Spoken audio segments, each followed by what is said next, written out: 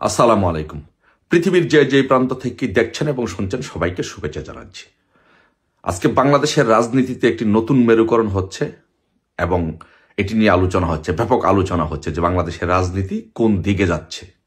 এটা সৃষ্টি হয়েছে বেগম খালেদা জিয়াকে নিয়ে। কারণ বেগম খালেদা জিয়া সাবেক প্রধানমন্ত্রী, উনি মৃত্যুশয্যায়।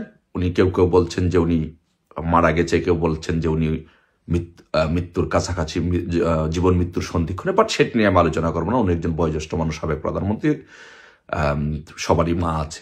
সো আমি যে বিষয়টি বলবো যে সেটি হচ্ছে যে ওনার মৃত্যুকে ঘিরে একটি রাজনৈতিক বাংলাদেশে নতুন বাস্তবতা মেরুকরণ তৈরি হয়েছে। আপনারা জানেন ইতিমধ্যে বঙ্গবন্ধুর দৌহিত্র সজীবজের জয় একটি বক্তব্য দিয়েছেন যে এখন -2 ফর্মুলা না, -4 ফর্মুলা নিয়ে কাজ হচ্ছে। সো এই বিষয়টি আপনারা মাথায় রাখবেন। এটি হচ্ছে গুরুত্বপূর্ণ বিষয়। এটি নিয়েই বাংলাদেশে এখন মূল মেকানিজম, মূল মেরুকরণ হচ্ছে। সো মেরুকরণটা হচ্ছে যদি বেগম খালেদা জিয়া মারা যায় তাহলে তো বাংলাদেশে বিএনপির আর কোনো উত্তরাধিকার নাই, নেতা নাই। তারেক রহমান বিদেশে, তারেক রহমানের পুরো পরিবার বিদেশে, একমাত্র বেগম খালেদা জিয়া বাংলাদেশে আসছেন। এখন বাংলাদেশে যদি বেগম খালেদা জিয়া না থাকেন, মারা যান, তাহলে বিএনপির কি হবে, বিএনপির হাল ধরবে কে? এই বিষয়টি নিয়ে জটিলতা সৃষ্টি হয়েছে।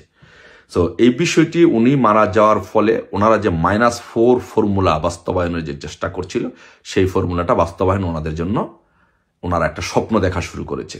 ইনুস, গং এবং সিভিল সোসাইটি, প্রথম আলো, ডেইলি স্টার, তারপরে জামাত, এটা এই স্বপ্নটা দেখা শুরু করেছে। সো যে যদি তারেক রহমান তারেক রহমান তো এখন বাংলাদেশে যাইতে পারছেন না, তারেক রহমানকে ভয় দেখানো হচ্ছে।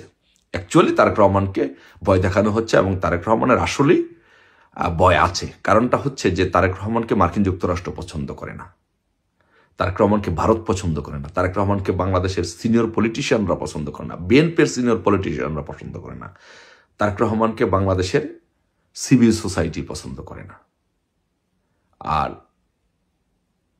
অনেক বাংলাদেশের যারা প্রবীণ রাজনীতিবিদ আছেন তাদের প্রতি অসম্মানের কারণে তারেক রহমানকে এমনিও পছন্দ করেন। আর তারেক রহমানের যেহেতু আইএস সহ বিভিন্ন ইসলামিক জঙ্গি গোষ্ঠীর সাথে কানেকশন ছিল, এই কারণে পশ্চিমা বিশ্বের অনেক দেশই তারেক রহমানকে পছন্দ করেন না। সো এই জন্য তারেক রহমানের কাছে মেসেজ যে তারেক রহমান বাংলাদেশে গেলেই উনি গ্রেপ্তার হতে পারেন অথবা ওনার জীবনের হুমকির সম্মুখীন হতে পারেন, এই বিষয়টি। সো দ্যাটস মূল বিষয়। সো এখন যদি তারেক রহমান, এখন এই তারেক রহমানের অনুপস্থিতিতে এবং বেগম খালেদা যদি বাংলাদেশে উনি যদি মারা যান, তাহলে বাংলাদেশের রাজনীতি কোন দিকে টার্ন করবে, এটা হচ্ছে মূল বিষয়। এবং এটা নিয়ে হচ্ছে বাংলাদেশে এখন সকল জল্পনা কল্পনা হচ্ছে। সো বেসিক্যালি ওরা যেটা চাচ্ছে, ইনুস, গং এবং সিভিল সোসাইটি যারা সংস্কার করে বিভিন্ন সময় -2, -4 ফর্মুলা, আগে ছিল বেগম খালেদা জিয়া এবং শেখ হাসিনা, এই দুজনকে -2 করার একটা ফর্মুলা। এখন শুরু হয়েছে শেখ হাসিনা, সজীবজের জয়, বেগম খালেদা জিয়া এবং তারেক রহমান, -4 ফর্মুলা নিয়ে এখন এই আগের সেই 2007 সালের যেই চক্র ছিল সেই চক্র আবার কাজ করছে। এখন যেটা হচ্ছে যে বিএনপিকে চাচ্ছে ওরা যদি বেগম খালেদা জিয়া মারা যায়, তাহলে ওরা যেটা করবে, মির্জা ফখরুল ইসলাম, যেটা পর্দার আড়ালে যে আলোচনাটা চলছে সেটা হচ্ছে মির্জা ফখরুল ইসলামকে পার্টির চেয়ারম্যান এবং সালাউদ্দিনকে সাধারণ সম্পাদক করে ওরা বিএনপি পরিচালনা করার জন্য, একটা বিএনপির দায়িত্ব দেওয়ার জন্য, বিএনপি পরিচালনা করার জন্য এবং তাদের যে -4 ফর্মুলা, সেই ফর্মুলা বাস্তবায়নের জন্য একটা পরিকল্পনা নিয়ে আগাচ্ছে। এটা হচ্ছে বাংলাদেশের রাজনীতির নতুন বাস্তবতা, নতুন মেরুকরণ। নির্বাচনের কথা বলছেন তো, নির্বাচন হচ্ছে না, হচ্ছে -4 ফর্মুলা বাস্তবায়নের সকল কৌশল, সকল প্ল্যান, পরিকল্পনা হচ্ছে কিভাবে -4 ফর্মুলা বাস্তবায়ন করা। বাংলাদেশে নির্বাচন হচ্ছে না। সো তাই বলি যে, একটি কথা বলি যে বাংলাদেশের রাজনীতিতে নতুন নতুন মেরুকরণ সৃষ্টি হচ্ছে, নতুন নতুন পরিকল্পনা হচ্ছে এবং কোনটা যে শেষ পর্যন্ত বাস্তবায়ন হয় সেটা বলা বড় মুশকিল। আপাতত দৃষ্টিতে এই মেরুকরণ বাস্তবায়নের দিকে যাচ্ছে যে খালেদা জিয়া যদি মৃত্যুবরণ করেন তাহলে তারেক রহমানকে ওরা বাংলাদেশের রাজনীতি সিন আউট করে দিতে চায়। সো এখন আমি বিএনপির ভাইদেরকে বলবো যে ভাই, আপনারা তো সাম্প্রতিককালে যে জামাতের কার্যকলাপ দেখেছেন, এবং প্রিয় দেশবাসীকে বলবো, আপনারা কিন্তু সাম্প্রতিককালে জামাতের কার্যক্রম কিন্তু দেখেছেন, যে জামাতে যে ৭১-এ বর্বরতা চালিয়েছে, ৭১-এ বাংলাদেশের বিরোধিতা করেছে, এটা কিন্তু সাম্প্রতিককালে কার্যক্রমে এটা এখন আরো প্রমাণ করছে। এরা কিন্তু মুক্তিযুদ্ধকে অস্বীকার করতে চায়, এরা কিন্তু ৩০ লক্ষ শহীদ নিয়ে বিতর্ক তৈরি করতে চায় এবং ২৪কে ৭১-এর মুখোমুখি দাঁড় করাতে চায়। এরা হচ্ছে এই ৭১-এর পরাজিত শক্তি। এখন এই ৭১-এর পরাজিত শক্তি মিলে চাচ্ছে বাংলাদেশের যেই আওয়ামী লীগের যেই এস্টাবলিশমেন্ট, সেই এস্টাবলিশমেন্টকে, মুক্তিযুদ্ধকে ভেঙে চুরে দিতে, বিএনপিকে শেষ করে দিয়ে তারা নতুন ধারায় বাংলাদেশের তালেবানি কায়দায় একটা ইসলামিক জঙ্গি রাষ্ট্র প্রতিষ্ঠিত করতে চায়। সো বিএনপির ভাইদেরকে বলবো, আপনাদের সেই জিনিসটা বুঝতে হবে, রাজনীতি বুঝুন।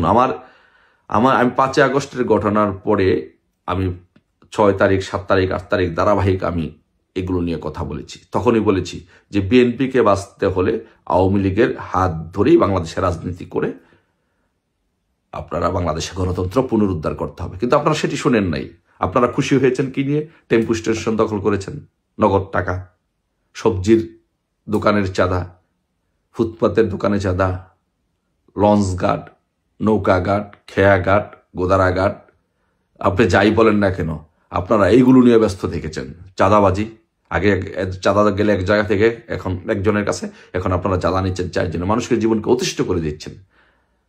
এই যে এইগুলো করে মানুষের মন থেকে, বাংলাদেশে একমাত্র বিএনপি হচ্ছে একটি রাজনৈতিক দল, যেই দল নির্বাচনের আগেই তারা তাদের জনপ্রিয়তাতে দশ নামিয়েছে, এটা হচ্ছে বিএনপি। আপনারা সেই কাজটি করেছেন বাংলাদেশে। তো তাই এখনো বলবো যে যদি বাঁচতে চান, একমাত্র বাঁচার একমাত্র পথ হচ্ছে আওয়ামী লীগের নেতৃত্বে এই ইউনূসকে হটাতে হবে। আওয়ামী লীগের নেতৃত্বে যে ইউনূস বিরোধী চলমান আন্দোলন চলছে, বাংলাদেশ আওয়ামী লীগ যে আন্দোলন সংগ্রাম ঘোষণা করেছে, সে আন্দোলন সংগ্রামে আপনারা একাত্মতা পোষণ করুন। ইউনূসকে হটিয়ে বাংলাদেশে 111-এর মতো আবারও গণতন্ত্র পুনঃপ্রতিষ্ঠা করতে হবে, নির্বাচনের দিকে যেতে হবে। সেটা করতে হলে একমাত্র আপনারা পারবেন না, আপনাদের নেতা নাই। বেগম যে বললাম তো, -4 ফর্মুলা বাস্তবায়নের জন্য আর এক ধাপ এগিয়ে গেছে।